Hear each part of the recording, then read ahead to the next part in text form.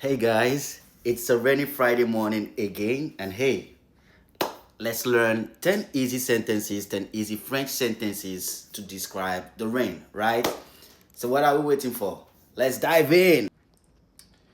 Il pleut ce matin, which translates as it's raining this morning.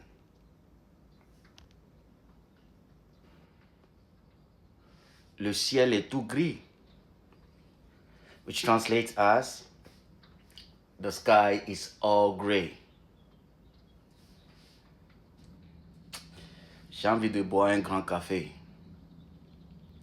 which translates as I feel like drinking a big coffee since it's raining. Je veux rester sous la couette, which translates as I want to stay under the blanket. Yeah, it's a rainy day, it's a rainy morning. What else do you want? La route est mouillée, which translates as the road is wet. You have to drive safely. It's a rainy day.